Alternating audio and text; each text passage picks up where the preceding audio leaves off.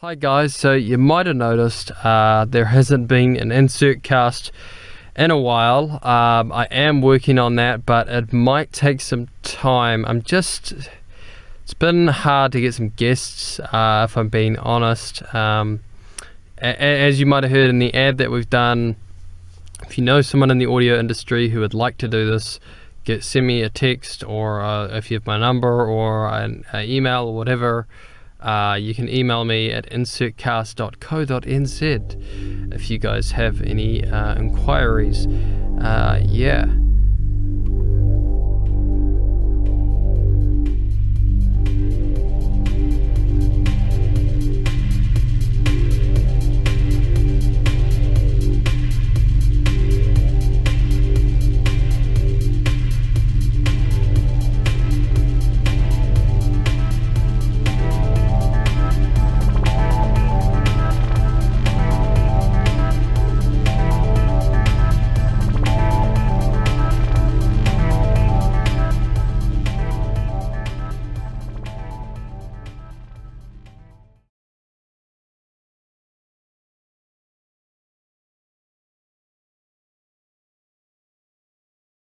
You're listening to Alternating with Eric, episode 18. Eric, how are you?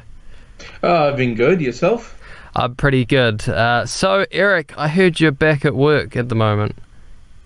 Yeah, just been back to work, trying to catch up on whatever I can and getting new stuff done.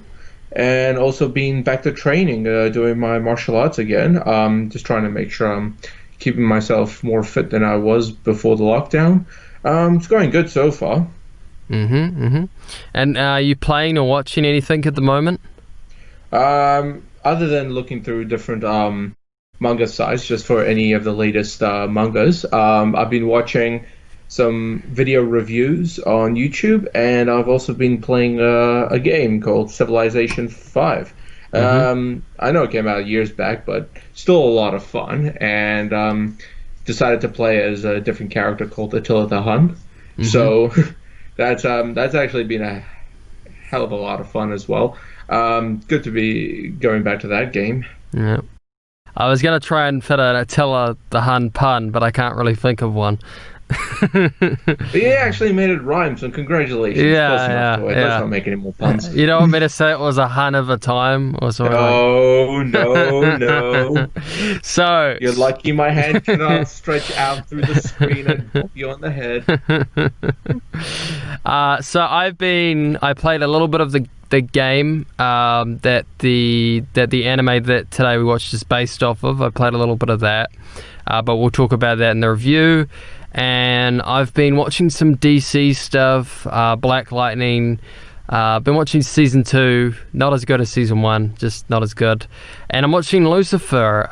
It's a pretty good show, but it can get kind of generic, like most cop procedural stuff. I find most of them are pretty generic at the moment. So yeah, it's not perfect. What did you think, Eric? I enjoyed the first season. I enjoyed the second season a little bit. But I kind of got bored after the third season. And I really did like Tom Ellis as Lucifer. I think he did a pretty good job of portraying the character, especially with all the powers he has, which, as horrible as some of them might seem to people who can't handle it, it did get hilarious at times when he managed to use those powers on some people, especially on a health guru who turned out to be a con artist. After the first thing he says is the thing he desires the most was a cranberry muffin. Which was a really enjoyable scene because you have no idea what was going to come out of that guy's mouth, and suddenly, boom, here you go. Yeah, so I might check out more of that, but who knows. But let's get on to the anime review. So, Eric, what are we reviewing this week? What anime did I get you to watch? Well, the anime review we've got is Danganronpa, the animation, which is based off the game that I've never played, but been trying to find it. It's for the PSP. Yeah, that's pretty much on the PSP. Yeah. Okay, that might explain a few things. I've been trying to find it. on what It's is it? the first one's for the On Steam. PSP, and then a couple of them are for the Xbox, I think. Oh, PS4 maybe. Yeah, I think it's a Sony exclusive game. Mm. Yeah, I think it is. But I've never managed to play it. Hmm. But I did remember watching the anime way back. Hmm. And honestly, I kind of enjoyed it. Honestly, Hmm. I know you've got something different to say about it, but I'll get my word in Okay. before the inevitable. Well, What is it? I think we What do is have it? to explain the plot probably first. That's probably what we need to get out Yeah. of the way first. So, Mm. the plot is about now. I only watched a little bit. I've played the game a bit, and I've watched a little bit of this in the sub, but I mostly watch this in dub. So, if I pronounce any names wrong, it'll be because of the dub. So our main character, Makoto Naegi, I think that's how you pronounce it, is accepted into a prestigious high school. But all is not well when it is revealed to him that him and his other classmates have to kill someone to get out of there, and they have to get away with it. And that's basically the plot. And it's basically him and a bunch of other wacky students with, we'll get into the character designs. And there's like an evil bear type thing that is basically forcing them to do this. So, yeah. Yeah, Uh, it was a hmm, pretty interesting concept and setup when I first got into it. hmm, And I think that's kind of what made me want to just kind of watch the whole thing. hmm, Um, so yeah, at the time, this was one of the few anime series that I actually managed to finish. But I didn't really think too badly of it back then hmm, when I first watched the whole thing. I did think it was interesting in its own concept. I also thought it was a bit of a massive spoiler for me if I ever wanted to feel like playing the game. But I mean, other than that, it was still pretty interesting. It had a hmm. unique art style that it put forward. Yeah, we'll get Let's into that. see, every once in a while. There's good and Hmm. bad things I could say with the art. So I Yeah. actually have some history stuff I could talk about. Not necessarily with when this game came out or who made it and that sort of thing, but my history actually with figuring out about this series. So the first time I heard about the show was my cousin actually really liked this. I saw he had some wallpaper, I think, or something like that. He had some sort of poster or something. And I think he might have been playing the game or watching the anime. He had a photo of one of the girls in the show, Sakura, who has a very, we'll just say she's she's a bit swole. She's a bit buffed up. And you definitely know, you definitely won't like be like, oh, which one's Sakura? Because once you figure out who Sakura is, you definitely won't forget which one Sakura is. She's got a very distinct character design. So yeah, I sort of saw it from him and thought, oh, that looks interesting. I wonder why my cousin's watching that.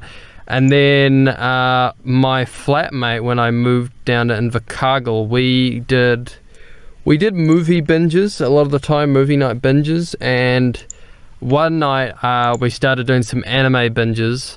I got him to watch a lot of Monster, and we watched we got pretty into it. We got maybe 12 episodes in, and then after 12 episodes, he lost interest, I think, and he found out about Danganropa, and then he just watched the rest of that entire show in about one night.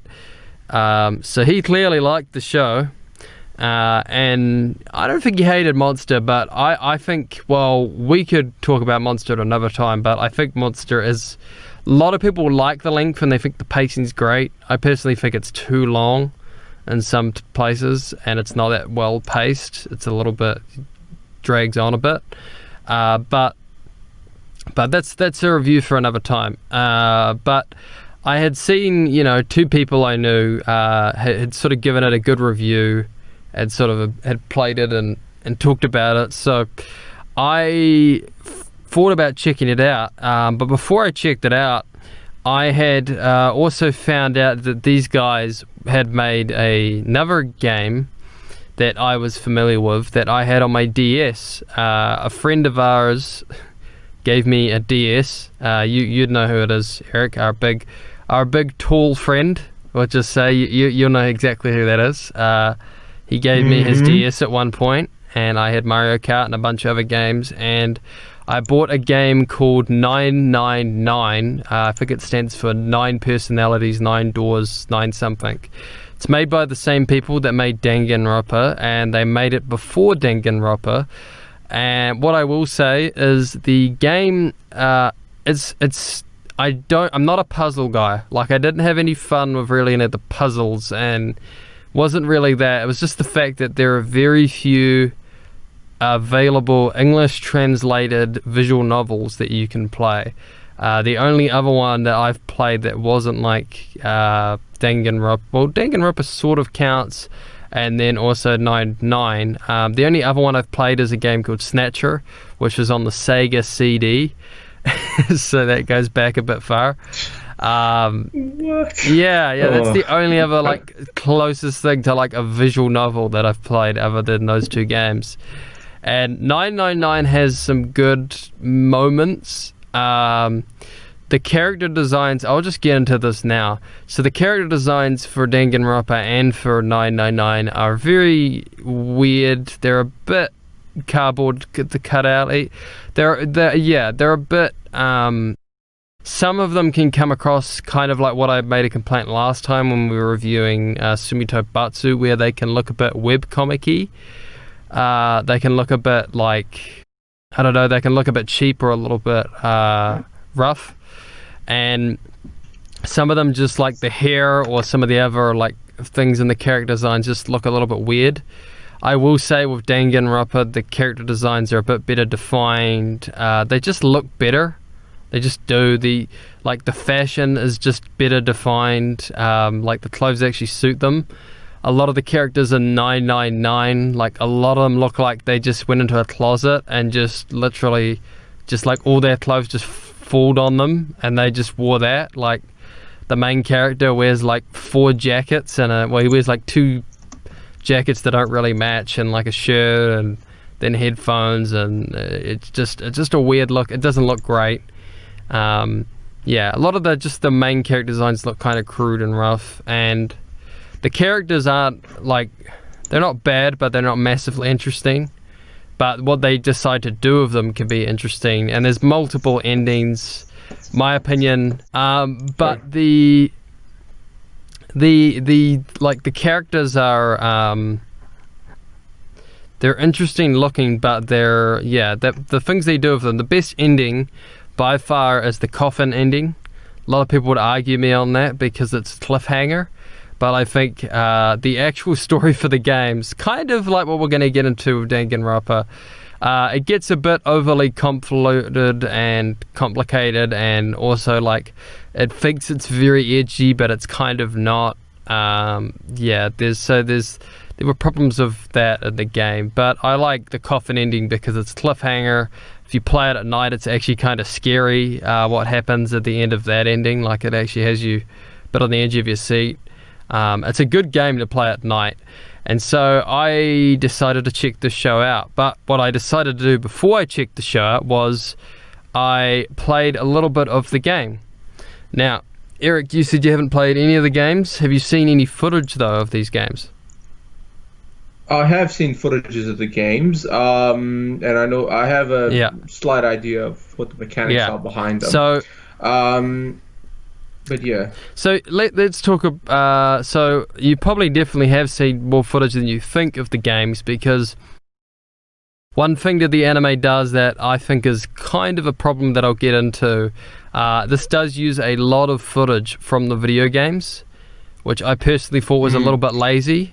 I personally think I wish they kind of just animated some of it like a bit differently, because it's literally just some of the cutscenes from the video games placed into the show, and they look cool and artsy and stuff, but it just seemed a little bit lazy in my opinion. But the video game, so I played a little bit of this on a PSP. back in the day on like I think I played on like a PSP emulator recently because I don't know where my PSP is. I think my brother's borrowing it or something. But I played a little bit of it on an emulator, and well, I don't think I've got motion sickness, but I get some sort of weird.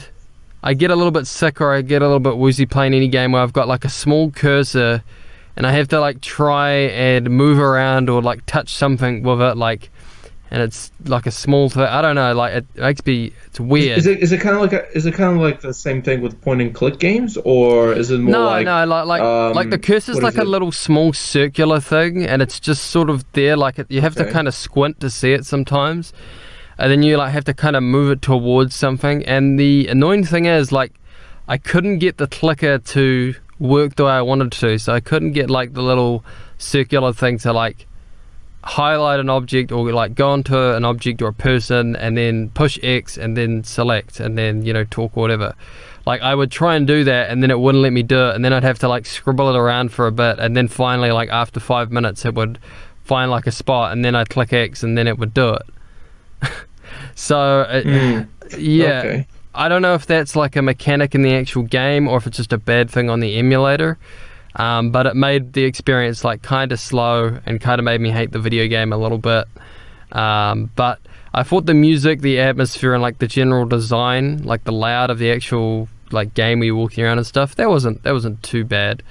And yeah, there's a good concept there, and they've definitely, like, the graphics of there's still a lot of 2D, but it's got like a lot of 3D elements that they definitely couldn't do on the DS with the 9.9 or with the first 9.9 game, which is just exclusively, well, it's 2D with some weird like 3D cutout sort of things that don't look quite great as the stuff in this game. Although this game kind of looks like PS2, so yeah, it's PSP, so it's not, you know, it's not high HD super high vis graphics, but it does the job. But yeah, I thought the video games were sorry. I kind of like those cutscenes where they did have that kind of 2D style, because I don't know. I guess going back. Well, they were more 3D when you say the cutscenes. They're more. You're talking about the death scenes, that are that we see. Yeah, the dev scene. Yeah, they're more 3D. They're more 3D 2D. They're like 2.2D or something. So you were talking about the 3D 2D cutscenes. Yeah, that's right. So that's the part. So the dev scene, it made the dev scenes a bit more interesting, and actually a bit more comical as well. Where it almost reminded me of a South Park episode, which is all 2D and all paper cutouts. So watching it did, while the death was horrible, I guess remembering the cutscenes from the game, it added to the style. They're kind of 2.3D though, I'd say. They're not like all the way 2D. They've definitely got some 3D elements in there. A little bit. My biggest problem was mostly that like a lot of this anime, there's moments just where it's like, well, that's just the game. Like, it's literally, I mean, I'm saying this that I like the Persona 4 anime a lot, and that literally is just like the plot from the game with not many changes, but it looks different at least, and there's like, they do things differently, and there's, I don't know, it's just, there was a lot of times I was like, you're just doing the exact moment, and you can't even do like, well, for example, even the rotating shot where they're like in a, I don't know if you only saw the first episode, so maybe this wasn't in the first episode, but there's a scene where they all have to go in like a courtroom type setting, and like the room spins around and it shows all of them like in a courtroom type thing, and they basically just reused like the one from the game, and I'm pretty sure they never really changed it too much, like other than like they switched it out whenever there was someone that's not in the courtroom, then they like switched it out for a different person. So that was like my biggest problem with this was mostly that. But I can't say I hated the show too much, because I did watch the first episode, then the second episode, and then the next night I just finished it all. So can't say I hated the show too much. I will say the plot of this is way better than 9.9. The characters are way better than 9-9. The show is a little stupid and a little bit like up itself sometimes, but I would say it's like Resident Evil. It's very and the manga we're going to review today as well. They're all very schlocky. They're all very like B sort of grade movie where like it's like your favorite B grade cult movie where it's like, well, the blood is pink, but you know, like, and it feels like a censored thing. It's kind of meant to be a style thing. A couple times it took me out of the moment, and like I couldn't get like emotionally moved with the character because there's pink blood. But at the same time, like once I got used to some of like what it was trying to go for and accept some of its like points of what it's trying to get across and stuff. Well, once I accepted like the cliches of it and things like that, I was able to get into the show. I still think it's kind of a dumb show, not gonna lie. There's some really dumb moments, but it's a fun show. It's a really fun show. And I mean, some of the elements you think are completely silly and over the top, you'd actually like in other areas of media. For the example, the blood thing, where you have any other shows that show blood as being, blood in its own element, bleeds the same way it does. Where shows like Danganropa would show blood as a different color and splatters a bit more. You kind of also fixate on that if you're someone who likes, say, a Quentin Tarantino movie, specifically, let's go with Kill Bill. During the last scene where our main character goes up against the crazy 88. The crazy 88, that's the one. And basically every time the main character, slices one of them, a fountain of blood, appears out of that. And that's been parodied a lot. So kind of looking at the Danganronpa, I was really that was entertaining to see, pink blood splattering everywhere. As silly and comical as that is, it does remind me of the other sort of it reminds me of it being part of a trope I also like, which is a Quentin Tarantino movie. So yeah, elements like that are silly and comical, but they do add to the entertainment value of the show. It did feel at first like a censored thing. Like I thought, oh, am I watching a censored show? Because I remember watching like Dragon Ball Z. Color, but you can't change the meaning. I remember watching like Dragon Ball Z and Piccolo's arm gets cut off and it's like purple blood or something. Which, to be honest, like if it's an alien, I kind of think it makes more sense if they bleed purple blood or whatever. But I remember like other characters would also bleed purple blood, and it's like, wait, aren't they human or something? Like, so there's moments like that. But yeah, I could tell like after a while this was a stylish like thing they're trying to do to make their show stand out. And I thought that was interesting. And I thought, yeah, I clearly didn't hate the show. I've thrown some shade against it, but I do like it. I just thought it was interesting because 9-9, the game, actually doesn't shy away from blood at all. It's actually very bloody for a DS game. There's actually a lot of blood, and you don't see gore, but you get described to you like basically someone gets exploded. I would actually say the deaths in Danganropa are, as I said, they're like a B movie, which, like, it's kind of annoying because there'll be, and this is one of the problems I do sort of have with some of the deaths, there'll be a really serious scene that's, like, really well done, and then it'll be kind of underplayed by having, like, a, not just the pink blood, but then by having, like, the death be, I don't know, kind of, like, you don't get to see the final, you don't get to see any of the gore or anything like that. So, one, if you're a fan of that sort of stuff, which in B-grade horror movies, you kind of need like a bit of a gory thing of it, or you need that gore to like add the impact to like the death. And I felt like that was kind of one thing that I was kind of upset that didn't like get to be there. Like, there's a character later on who kind of has a stupid reason for taking someone out. That I won't really get into, but he has a stupid reason, and then he has like a really sad moment with another character, and then they're gonna do his death scene, and like you kind of get an idea of what happened, but because they don't show it, it's just like, oh, and then he was this, and like, and the aftermath of it is kind of screwed up. But like, I don't know. Can I spoil this ending? Do you know? I watched the whole thing. So oh, yay! Okay, I can. I thought I told you Spoiler. already. No, I didn't know if you did. Okay, so spoiler alert. Spoiler alert. Spoiler alert. I'm going to spoil the fuck out of this right now. So, the character I'm talking about, there is a biker character who gets killed off in like I knew that's the one you were talking about. So he gets killed off. And I just thought like they show his eyes like kind of being lit up or something, like they're going nuts because he has to drive around and the place is heating up.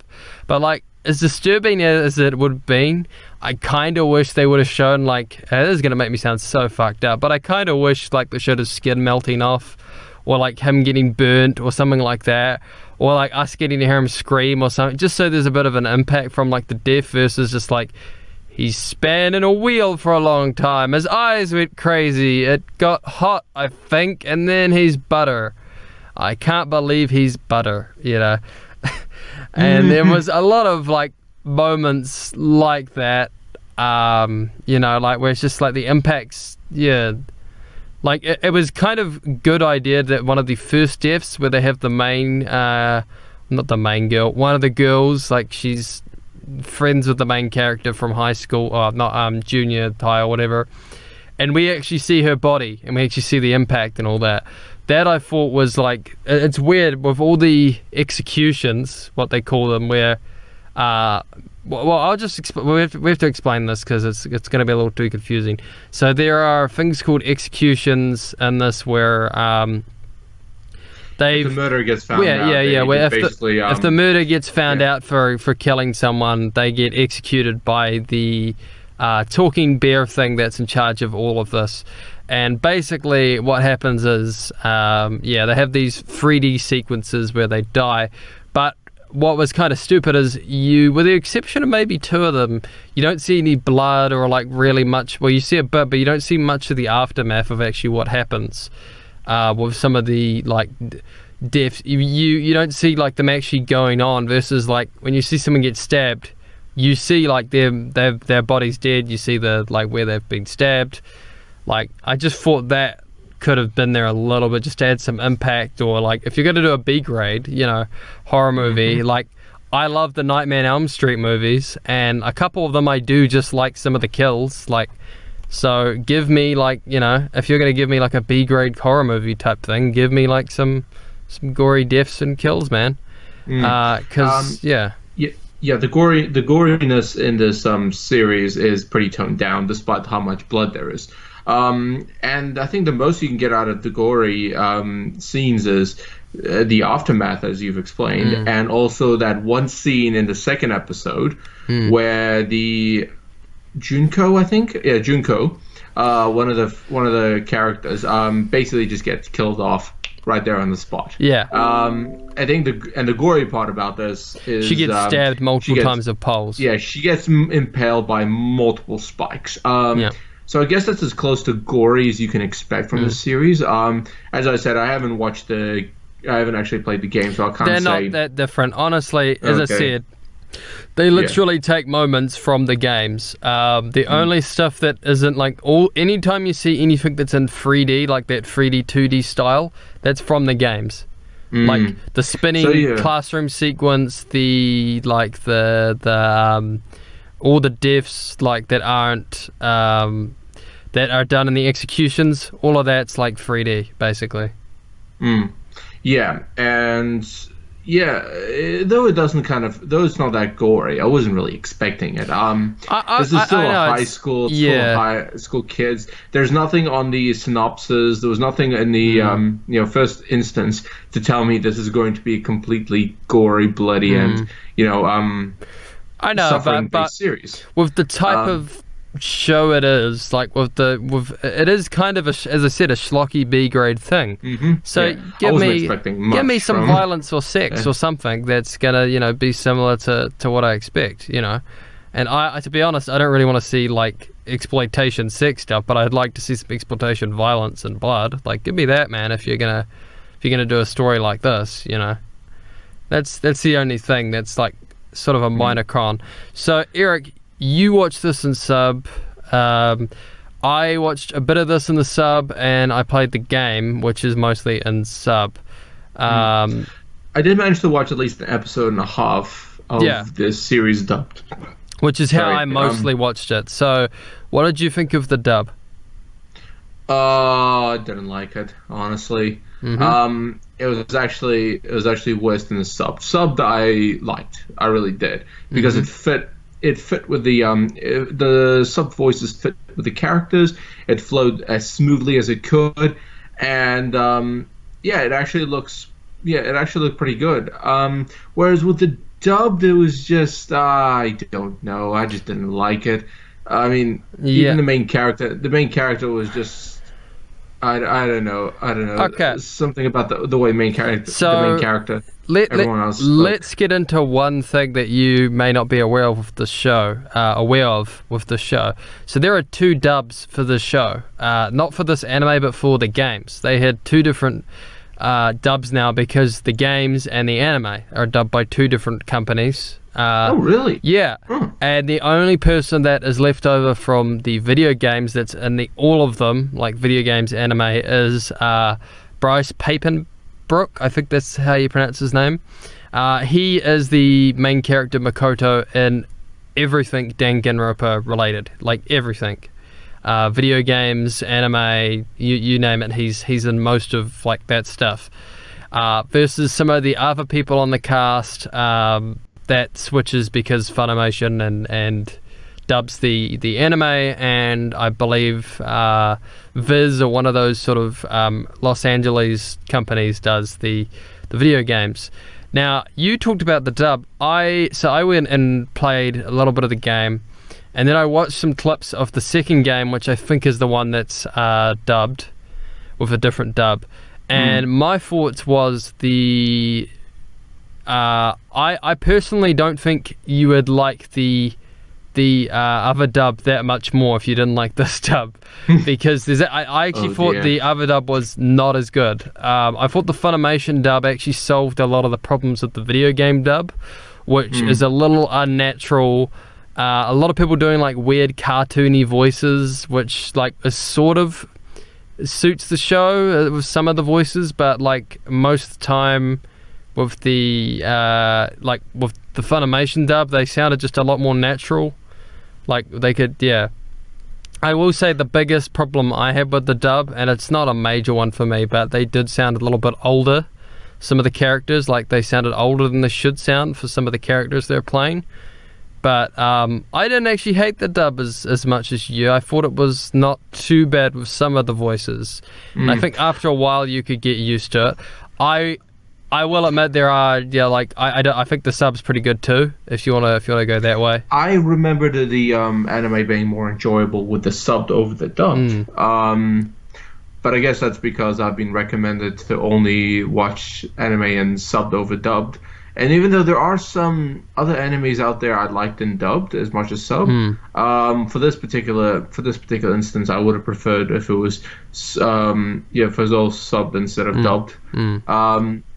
Although I haven't actually heard the dubbed version of the game but I'll have a look at it, see if it's actually any. I don't think it is, to be honest. Because my only problem with the Japanese side of things, because they actually, what's interesting is the dub for the video games is less, I think, trying to match the voices of the games, while I think the anime, like the voice actors they're actually trying to match the voices from the Japanese, I think, a lot more. Like they actually picked people that were like close register wise to the actual Japanese voices. For instance, I think Bryce actually isn't that bad. I usually don't like him at all, to be honest. In a lot of dubs I've heard, he's in the Durara dub, he's in Attack on Titan and a bunch of other things.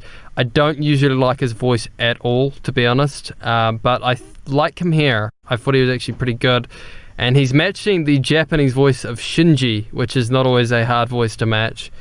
And he actually comes pretty close to like sounding like the Japanese VA. Like just in terms of getting the tone down and things like that. And I thought some of the other characters as well, like Lindsay Sindel, I think that's her name. She plays Celestia or Ludenberg.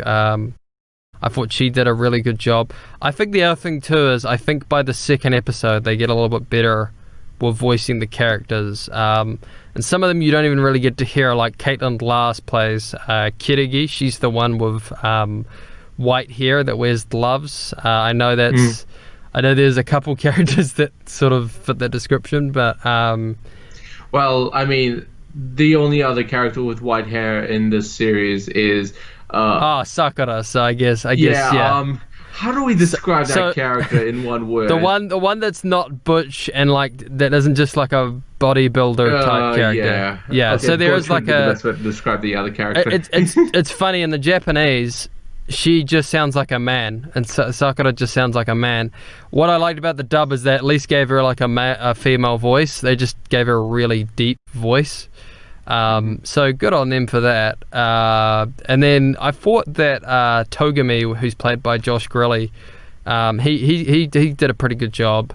Yeah, I didn't completely hate some of the voices. I thought they were okay. There's a couple times where it's a bit over the top, but I also listened to the Japanese, and they were going pretty close to the performances in a lot of ways, just maybe a little bit more natural, a little bit more toned down. With the exception of the final scene where we get to see a certain character go kind of nuts and go all over the place. That was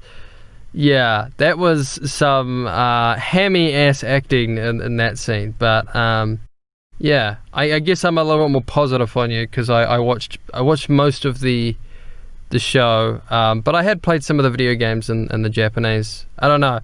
I mean, I personally, when I played 9-9, I didn't like any of the dub voices, and I don't like the biggest problem with the Japanese for me. I don't like the voice of the bear. I don't know if you actually did. You find I did actually like the voice of the bear in Japanese subbed. Really? I really did because I found him really annoying. I couldn't stand listening to him. Well, I kind of thought it fit because it is supposed to be a villainous character, and at the same time, it's downsized and character designed to be equally annoying. Yeah, and I thought it fit pretty well when it spoken by. Eric, you cut out. I don't know. It just. Eric, you cut out like completely there. You went. Oh. And you cut out. So say what you're gonna say again. Oh. Well, I like the essentially not just the character being a villain, but also the fact that they're being designed and downsized to be an annoying villain. So the voice actor in the sub did a pretty good job portraying that. I got which more. Is something I really liked. I got more. I thought both dubs on that voice got it down pretty good. They both do very different things. Like they both have a different way of approaching it. But what I like is two things.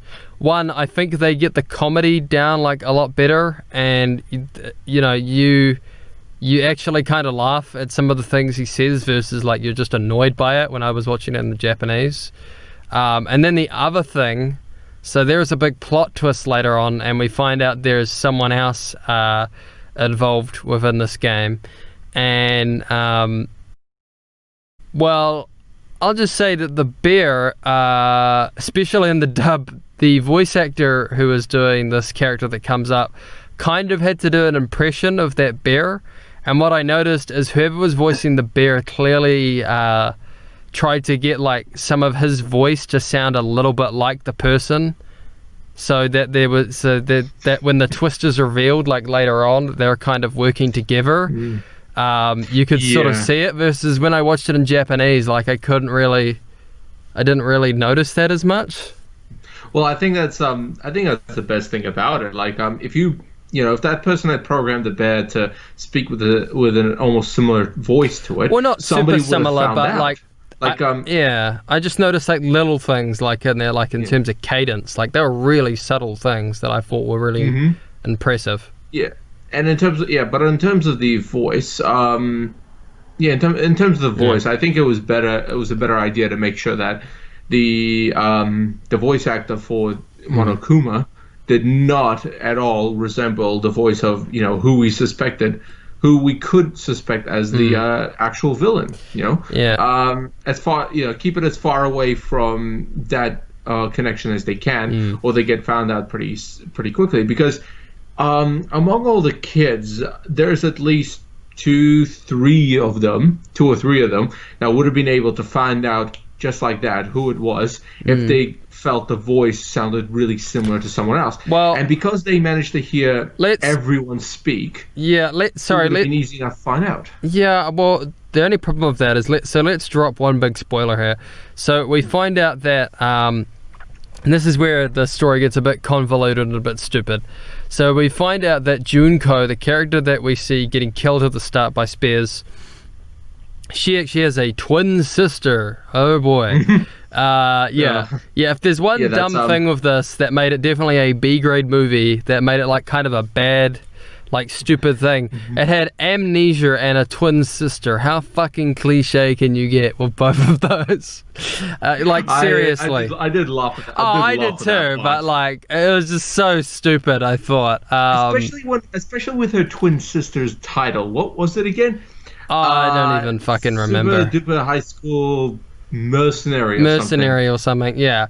So so we get revealed that one of them is basically they switched places.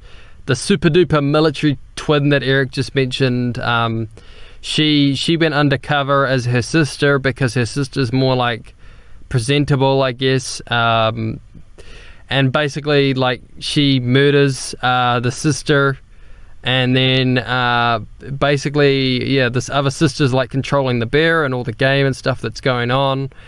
And it's pretty. Damn it, I almost forgot where I was going with this. It's pretty convoluted, but once we get to that big twist, I think your point that they'd recognise the voice wouldn't really work because they don't really get enough time with Junko to actually like sort of get who she is. She's killed off pretty damn quickly. And then the other thing is like they don't even suspect her as being like working with being the person behind all this because of the fact that basically she died in the second episode. Well, yeah, she died in the second episode, well, no, they don't suspect her because she's dead. Like they're just like, oh, she's dead. She's not.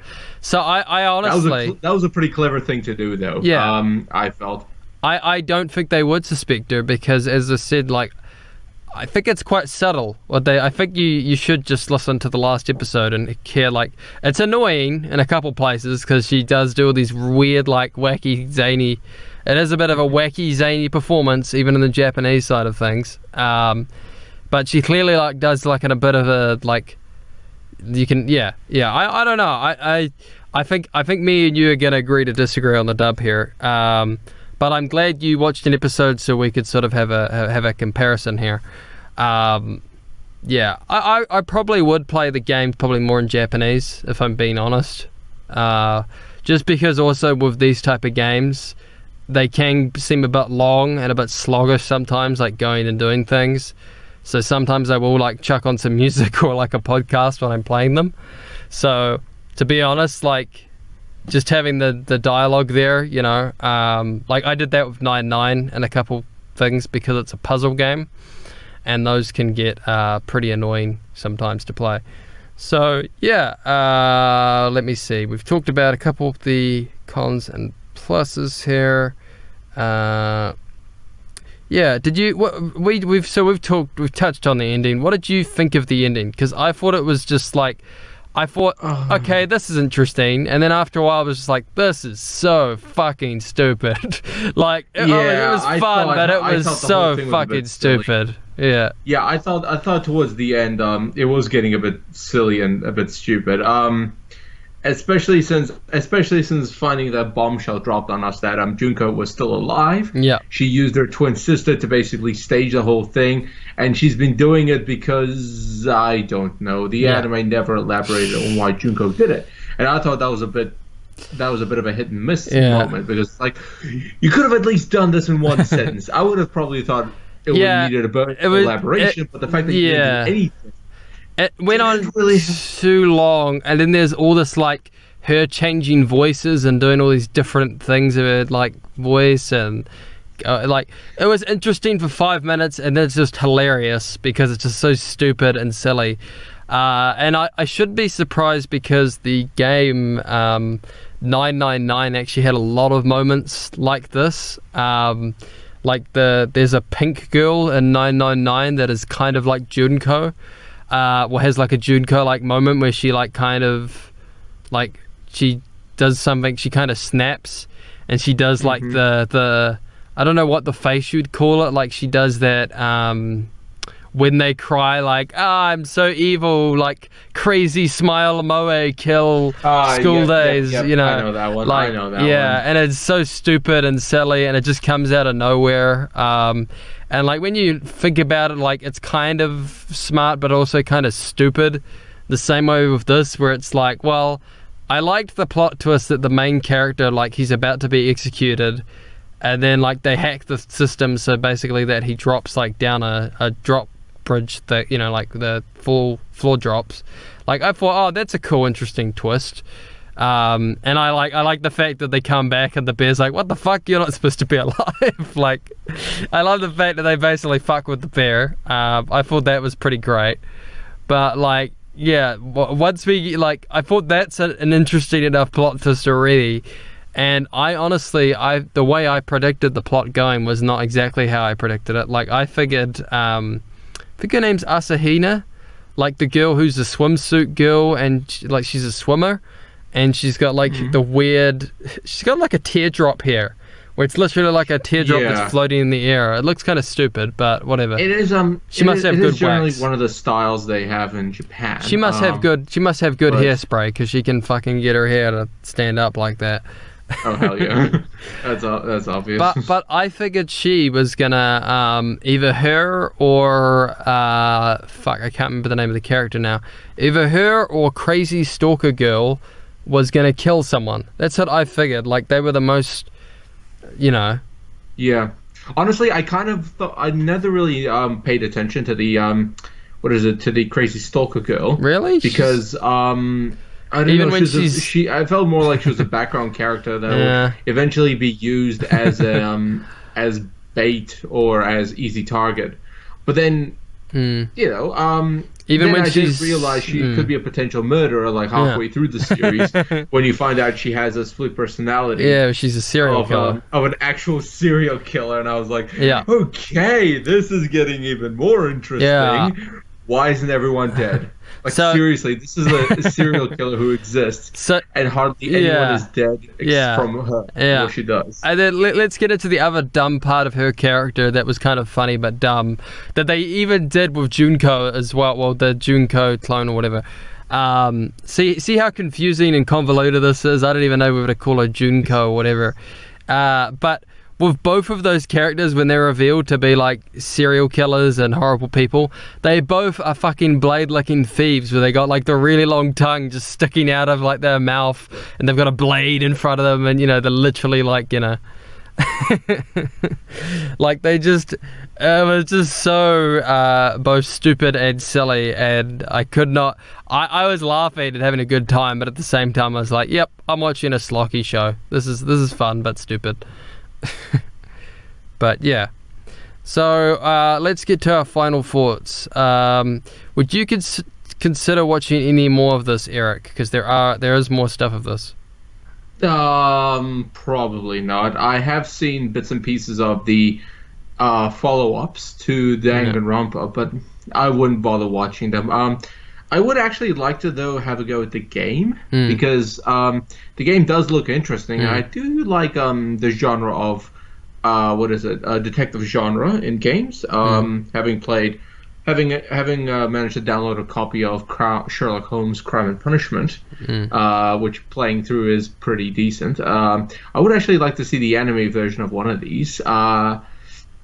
So, I mean, in terms of the anime, I wouldn't look at it again. I wouldn't look at it again. So, I have the video game. Yeah. The problem with the video game, though, is I will say I now know how it's going to end. So, I'd be more interested in downloading maybe the second game or one of the other games and trying that out, since I know exactly how this is going to end now.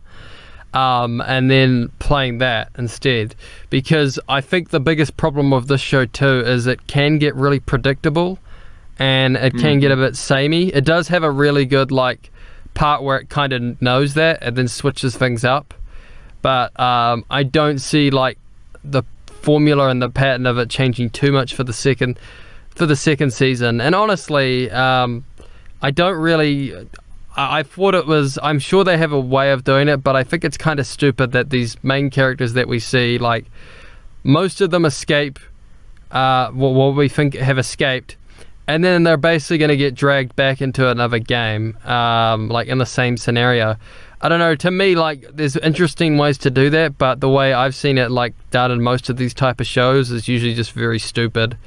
And I could also just see the story getting more and more convoluted and stupid, kind of like the other 9 games as well. I had a look at them, and they also get weirdly overcomplicated and stupid, and the reasons for a lot of the things going on, they do a lot of over explaining and stuff. And yeah, so to be honest, I'd maybe check out playing one of the other games again, but I'm not going to watch any more of these animes.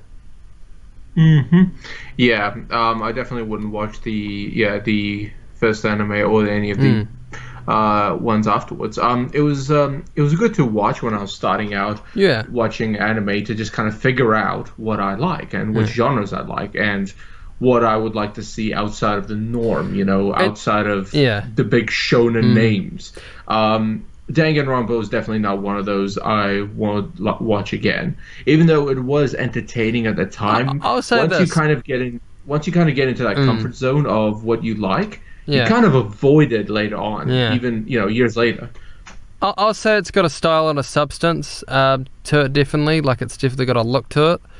And it was interesting, and I'd maybe later on, a couple years later, maybe consider going back and watching a couple episodes again. It's some fun moments. I'd say if you're getting started off as an anime fan, actually, this is one of those good shows. If you're looking for something to watch, this isn't bad. There's part of me though that watching this anime where I was I kind of feel like I should just recommend people to play the game instead of watching the show, because there's moments where it's literally just the video game, where you're just seeing clips in the video game. And while they are cool clips, I feel like they work even more better when they're within the context of the video game. So yeah, that's our review for Danganropa. We are going to come back with a manga review after the break. Catch you guys later. Cool. Bye.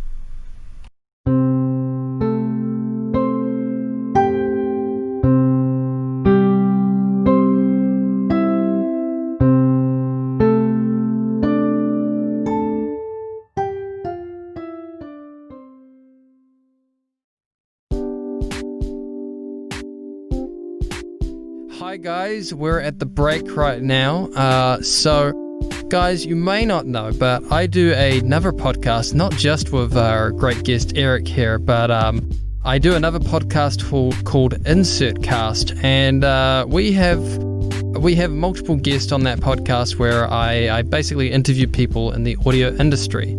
And we're always looking for new guests, so if you know someone in the audio industry who would like to be on a podcast, please let me know. That can be a sound engineer or a musician or a voice actor or even a voice acting director. Anyone who's in the audio industry, all I ask is that they maybe have some knowledge of the audio technology. It doesn't have to be a sound desk, but maybe even just an amp, sound equipment. And if they have Skype or Zoom or some sort of way that I can talk with them If they're outside of New Zealand, preferably, something like Skype or something like that, because I can't necessarily always do phone interviews with some of those people. So, you can email me if you know someone at insertcast.co.nz. That's insertcast.co.nz. Let's get back to the podcast.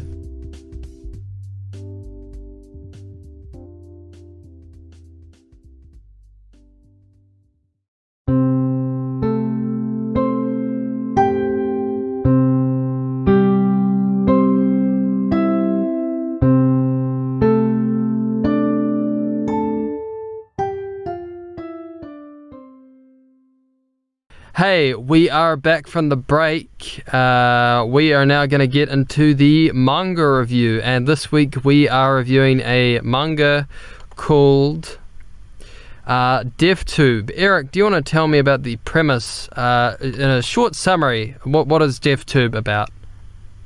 Well, as far as I can tell, DevTube is about a boy who essentially gets asked by this girl to film her own life.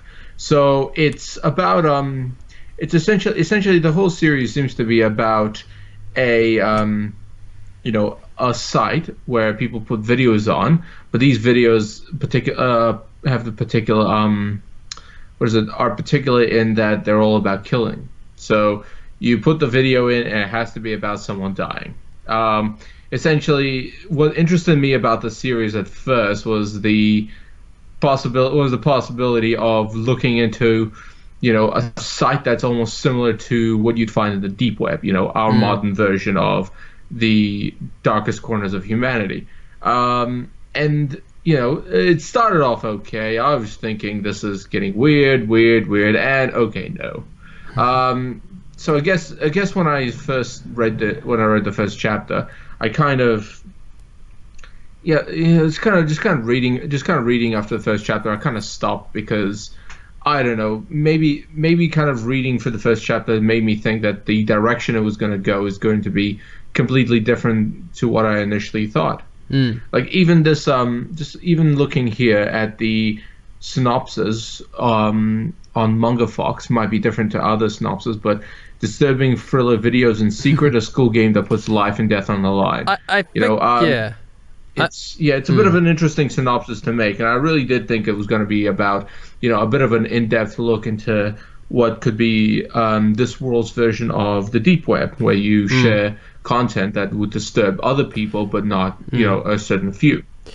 I didn't get that feel reading the first chapter, so in that kind of sense, I stopped reading it because I thought it would just be a really weird fetishy type, series where this guy, where you kind of have like to kind of make an example. There's a few other series where you do have characters who have this. Oh no, I would have thought reading this one, I thought it would be similar to M&M. That one series about where the main character, who's a boy, has this masochistic fetish, you mean MW by Osamu Tezuka. MW, that's the one. Yeah, that's the one. It's called Mew, I think. I thought it'd be very similar to this series, and kind of going back to that to Mew, and when I first read it, I thought, okay, no, thank you, because basically what kind of cemented that understanding reading the first chapter is you see this kid who likes to videotape things, all right, which is okay because he's in the film club, and then he gets asked by one of the popular girls there to basically record her life in every aspect, so he has to record her going to places, be at school, eating dinner, even recording her sleeping, which is already creepy enough as it is, but hey. No, I thought the creepiest thing was he records her in the shower as well, like while she's washing herself. And then also on the toilet. That as well. I think the most fucked up actually is her I think actually the most fucked up is the one that he records her on the toilet when she's literally peeing in front of him. Yeah, I actually forgot those two. Yeah. But I think coming up to the but coming up to the crux of my reasoning is when she introduces the main character to her boyfriend at the time. Who, yeah, she explains to her boyfriend, "Hey, I just got this guy to just record to record what I'm doing. You okay with this?" He's like, "Yeah, sure." It's like, typical douchebag fashion. We get this. But what was it? But yeah, continuing on with this, we get to the point where they just the chick and her boyfriend decide to have sex, and in the boy decides to keep recording this, and so record for the whole thing, and then suddenly we get that 180-degree turn. The girl, basically her true intentions were to just kind of pull out a knife and just kill the guy she was having sex with. That's one way to pull out. Yeah. Oh, really? Let's just say, Eric, she finished him. She got him to the climax. The silence you were hearing is just my way of saying no. I mean, but I'll put an explicit tag on this. The next part, the next part is probably going to get you to make more jokes because she's killing him, and as all the blood splatters on the main character, you see him having a hard-on about this whole thing he's watching, and that's where it kind of got me to stop, because if it was going to go down that path where the main character has this sort of fetishism for what he's seeing, I thought this is not going to go the way I thought it would. So I think my expectations for what this series, for what I thought the series was going to be about, kind of got broken by that for that first chapter, the end of the first chapter, because I thought it was going to explore this kind of a need for secret fetishists to share what they like outside of the public eye, outside of what other people usually think about, talk about. Sorry, were you surprised it wasn't a nosebleed? Were you surprised that he actually popped a boner? Unlike when every one of these, you usually get a nosebleed. Well, I mean, I wouldn't have thought he had a nosebleed due to the fact that he was splattered in blood. No, but you know what I mean. Every time a character has a fucking nosebleed in anime, we know what that means. Yeah. Honestly, I didn't really care about it, because you do see nosebleeds and boners as often with each other in these kinds of series, and it is a running trope and joke. But I'm not really. I don't really mind if this is what the series is going for. But the thing is, it kind of shattered my expectations, especially since what was it? The some of the tags were psychological and horror. And I thought, okay, so you have one of those down by the first chapter, but I'm not sure about the psychological, unless we're talking about therapy for one of these characters at least. But in my case, I didn't really. The reason I stopped reading this after the first chapter, and this was back in 2014, when I was, when I was at university joining the anime club, I stopped reading it after the first chapter because I thought, okay, no, I don't want to look at this. It kind of shattered my expectations, because I was looking for a series that, at the time, would help me understand the perspective of the deep web, which was the the adept of the the parts of the internet no one can gain access to by normal means, because it's full of content that would otherwise would have someone arrested and put in jail for life. And I thought this is what this series was going down that route. Trying to figure out how the inner workings of the deep web appear, when involving this kind of method. And I thought, okay, this is getting interesting. This is getting interesting. This is not getting interesting anymore. And guy pops a boner watching this, and I thought this is gonna turn out to be a guy's, depth into how his own fetishism, isn't it? It might be different because other people have gone through it, but that was kind of my impression of it. having finished the first chapter. Yeah. So But basically, you seem to have read past the first chapter, so explain to us what the hell happened. so yeah. No, you've summed it up pretty well. My description of this was it's just snuff film YouTube. That's the best way to describe it. Although there are things on that they upload that aren't deaf, so I guess it's not just snuff films.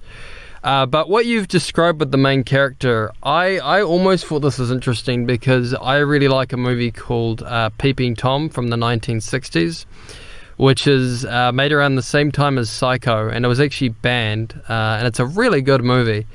And it's all about this German guy who's in the UK, and he's a cameraman.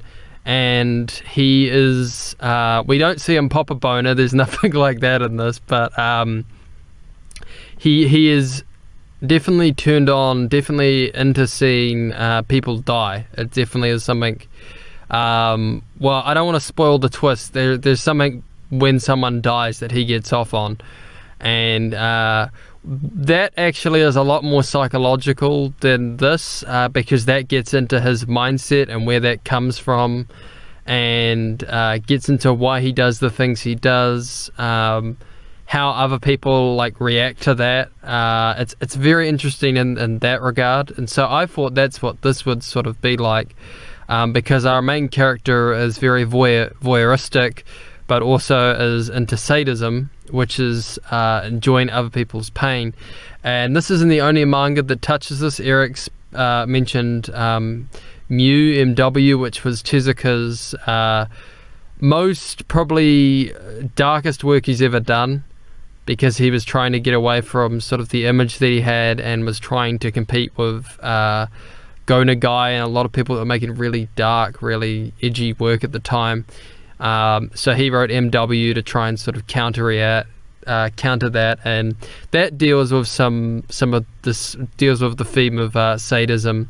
And then a manga I brought up off air that I think it's terrible, but I have to give Takeshi Miike and what's his name? I can't remember the actor at the moment, but I have to give both of them credit for making a live-action adaptation of Ichi the Killer, which also deals with this sort of thing, which I cannot stand, because the problem with this manga is also the same problem I have with Ichi the Killer, where the characters are...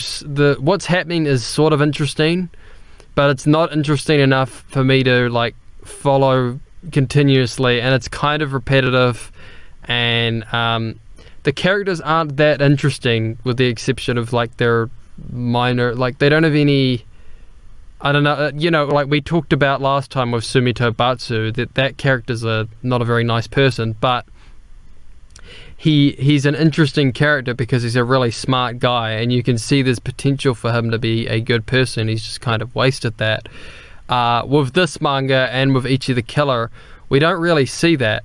We're just introduced to a guy, in Ichi the Killer's case, who has a rape fetish, and is turned on by that, because he witnessed that and didn't do anything about it.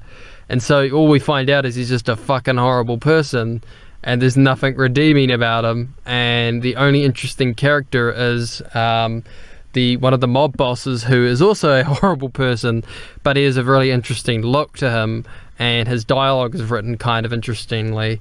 And he's You're turned on. describing a general episode of Criminal Minds. Oh no, but those, what I think, because I think those guys are all interesting characters, aren't they? All the cops and stuff, and you follow them because you like them as a team. Yeah, I read Ichi like you're describing. Because is that just the entirety of Ichi the Killer you're describing, or is it just like no, that there are other characters, but the theme of it is just criminals doing criminal things, and you'd think that's interesting, but it's hard to read because it's mostly people like raping women and torturing them, and you feel from reading it, I don't know, I get kind of the Lars von Trier vibe when I watch his movies, where I feel like I appreciate that someone's trying to push the art form into like an interesting place, but I also get the feel that he's not a very nice person, Same way with the Ichi the Killer guy. Like, I get the feeling that he's not against, and he might even be turned on by what he's writing, which is also what I feel with DevTube. You've brought it up that this is like kind of fetishy. I would also agree with you on that, because there's chapters where a character's clearly raped or something horrible happens to them and it's turned into a fetish. Like the worst part in this is there's like a teacher character later on. I just read this and this is where I'm dropping it now, because it's gotten too stupid and too silly, and I don't like this at all. There's a character who gets female character teacher. They're trying to harass her. You think she's like a good character. You're following her, and you're like interested in her and all that sort of thing. And like you really feel sorry for her because she's being tormented by her students and stuff. Who you understand their motivation for what they're doing, and it's fucked up, but it's kind of interesting. But then like you get into the teacher and you find out that she's basically turned on by like people roughing her up. And like when she doesn't get her way, and she's turned on by like doing it with younger people, so she also might be like a fucking pedophile as well. And then she like basically like lets them rape her, and then enjoys it, and then goes and like murders them, which is something I really don't like, because I know there are people that obviously have like that fetish.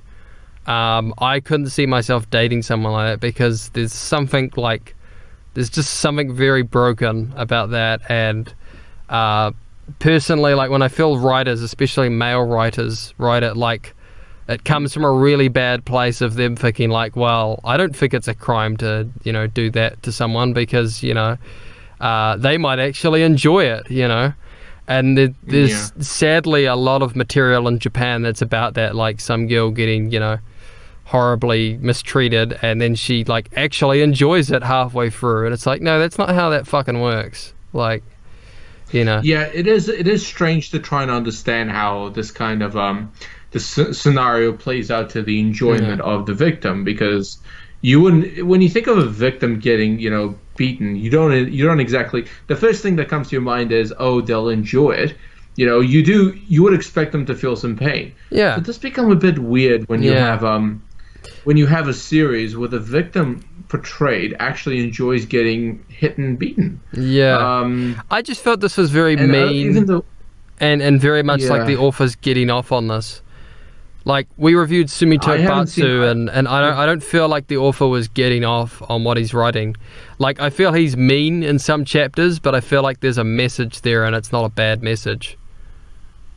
I can't say I remember or maybe even read any of the series similar to this. I think Mew would be the only series I remember they having at least a silly take on that kind of fetishistic trait. But I can't remember anything else. Even ones where it kind of becomes horrifying to the point of Mew is what is it? Mew is what I described with. Sorry, say what you're going to say. To the point where it could lead to, extreme cases such as Stockholm Syndrome or, slavery or anything like that. There could be some instances of those two, but not to the point where you see the victim enjoying it and let themselves, fall into that sort of grace. No, I'm not denying it, but there's no extra psychological introspection of that. It's just thrown out there all of a sudden, and I feel like it's there to justify like the author being turned on by his weird fetishes. Like, that's what I feel it's more there for, than actually to like be adding to the story. Like what you're describing of MW, Mew, and is the same thing that I've sort of said with Lars von Trier, where like he's trying to be mean, but he's also trying to be edgy, and he's also just trying to like push boundaries. And Tezuka was doing that. Like, he wasn't writing characters that he wanted like to do nice. Like with MW, there's actually not that. Tezuka tends to reuse like characters from his other manga in different roles, like in his manga. And MW is one of the few examples where he doesn't do that as much, because I don't think he like wrote the characters to actually like them. He wrote them just to sort of like, okay, I'm gonna try like show that, hey, I can do a story that's really fucked up and is going to have fucked up things happen. Like, I'm going to show that I can write a story where I don't really care about the characters. I care more about, like, the actions I'm going to do with them. You know, like, these characters are going to be literal dolls and I'm going to throw them into, like, horrible things, you know. Versus, like, this manga where it's kind of like that, but then there's a part of me reading this where I'm like, he's throwing them into these actions, but he's also, like, he thinks he's really smart and he's also kind of turned on by, like, what he's writing.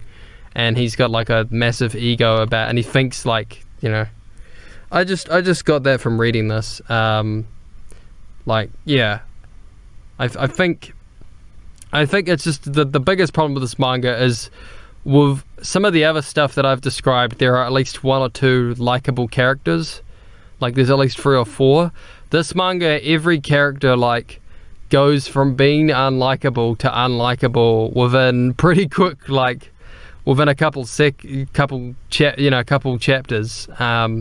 Like, the chapter I'm reading up to, there is only 1 nice, likable character in the entire manga. Like, every single other person that you meet is a horrible person. Like, every single other character. Like, as I described, the teacher we thought was a nice person, but she's also a horrible like person. And also, you just, you know, you got turned off by the like guy getting a boner and stuff. That shit happens more. Like, he keeps on trying to. That it's a turn off for me. It's the fact that he keeps on denying it. It's the fact that I felt like the series would just deviate from what I originally thought it was, which was a bit of a look into the deep dark web of the internet, where you get to access content that you wouldn't normally get because, well, would you be interested in this more if they got into more of his like his psyche and like why he's like that, and maybe like him trying to like cure it? I thought it would have been interesting if he tried to cure himself, because like there's a lot of chapters where you think he is like, where he keeps on denying his like issue, and then he like ends up getting turned on and going nuts. That isn't really what I was that isn't really what I was looking for. I mean, for me, it wasn't looking at the small picture. It was looking at the big picture, you know? If I wanted to look at the small picture, I would have really enjoyed watching the main character try and get through his, you know, sick addiction to this. But I was kind of like, diving into the manga with the expectations that I get to look into more the deep dark web and of the internet, which is basically that was basically my thing about it.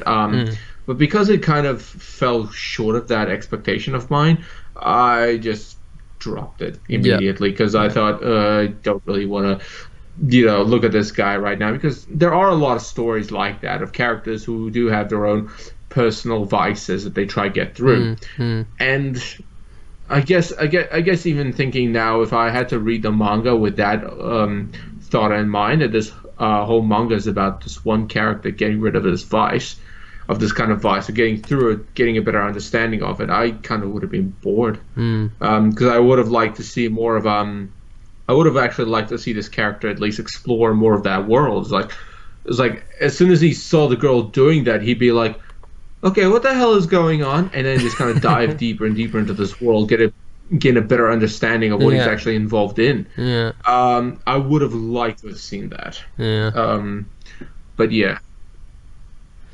Yeah, I don't know. I just feel this manga is very mean, and the point of it is not to like write an interesting story that's gonna get readers in. Like halfway through, I felt like we're writing this to like turn on our most fucked up viewers. And, you know, give them like something that can justify their. Just after a while, it felt like that. It felt like less of like we're trying to do an interesting story. Yeah, I mean there were some interesting twisted turns. There's like a girl that you feel kind of like you kind of like her, and she's an interesting character, and then they just reveal that she's like a horrible person as well. And she's also apparently like they like say she's a whore and she sleeps with all these people, and it's like that just feels really like dumb and fetishy, and I don't know. I felt like the author was writing with his dick and not his head for a lot of this. Like I felt like the author literally like unzipped his pants, pulled out his dick, and his dick picked up the pen and like finished off a lot of like the chapters for him. Yeah, unfortunately, yeah. There's some really interesting content in the manga, and I'm kind of glad you read through it, so I don't have to bother looking through it myself past the first chapter. But even with a character like that, with a teacher, it would have still put me off because it's not exactly what I was looking for. And even though it might have been a slightly okay twist to see that the good teacher who was looking out for everyone turns out to be the turns out to be this disgusting character. I would have gotten a better twist surprise of that from Liar Game than I would out of this series. Yeah. Liar Game. Yeah, that's actually a good twist. At least we get to see some sincerity. We get to see some sincerity from the main character's teacher. You know, he's at least, it seems like from the start he's going to be helping her, even though you clearly know he's just going to be a greedy bastard. But the sincerity seems kind of real there. I've got whereas in this series, I gotta say, you also I wouldn't think there'd be any real sincerity. You also understand where that character's like, you kind of when they explain later on, you get where that character's coming from, and you get the like, and they sort of she even antagonize, like it's good that someone antagonizes him as well. That's the other thing too. No one gets like, other than one chapter, everybody just stops getting antagonized or punished for their actions. They're just like, a lot of people are just free to roam and do whatever they do. Like, a lot of this manga just says like, oh, the police, like, they're probably watching DevTube. They're not doing anything. And it's like, really? There's not one officer? You can't have, like, one antagonist in the story? Like, everybody has to be, like, just everybody's on the same side? You know? Like, like occasionally, you know, they'll come in at the last minute and, like, kill off the really bad person. But like they just let them do. It's like a good example of this is the two examples of this. I like a bit of Fist the North. I've read a bit of Fist the North Star, and I've read a bit of Violence Jack. And the difference between Fist the North Star and Violence Jack is Kenshiro, our main protagonist, he'll let one person die before he goes in and saves the rest of the village. Violence Jack would fucking let a village burn down, everybody's raped, murdered, all that, and then he goes and kills the main bad guy, and there's maybe like one person left in the village. Versus Kenshiro, you know, the old man who's got like the seeds that's gonna plant the new plant or whatever, like he sadly gets tragically murdered because Kenshiro like can't fucking run fast enough. And then he's gotta like, you know, and then he kills the main bad guys, and like, you know, there's one casualty. With this manga, it's like, oh, we'll just let this character like kill as many people as she fucking likes because we'll get more views, and then we'll kill her afterwards for what she did because that'll get us views. And it's like, well, that's an interesting concept for the first part of the manga, but when you keep fucking doing that, it just makes your characters just unlikable and pricks, and you're like, well, I just want to see them all die now. Like, it gets to the point where it's like, I want to see them get killed. Like, you're not having me root for them or, you know, have an interest in them or anything. I can't really say much in terms of that because I can only really say what I need to with regard to the first chapter. But in that case, the only real thing I can say about how the manga set itself up for me was more of a look into how the main character would kind of go about with his fetish of watching a pretty girl have sex with a guy and then murdering him. You know, it's like a guy who enjoys watching who enjoys watching someone get murdered, which is not something I was looking for. You know, definitely not something I would have enjoyed watching. So that's kind of what set it off for me. So. Oh, what are you showing me, Connor? That is just... That's from one of the later chapters. Hang on, show it to me again? That looked familiar. Let me see. Just show me again. Just hold it up for a few seconds. So what Eric's seen is the teacher killing one of her students. And she's naked because, you know, fetishes and shit. Yeah, okay. Yeah, that's what you missed. There we go. See? That's what you missed. That's not exactly something I'd that's not exactly something would enjoy watching, as big of a surprise as it might be. Yeah. Um, but that would mostly just because. Are you showing me more? Oh my god. She looks like She looks like yeah, she had like Sadako a from The weird Ring. One Piece face there. Yeah, she Like looks she like does a Sadako from The weird. Ring. That's weird. Really? Okay, I thought she did like that weird One Piece like fucked up smile, where like she's got like the Oh, weird that one. where she's like Oh, that one.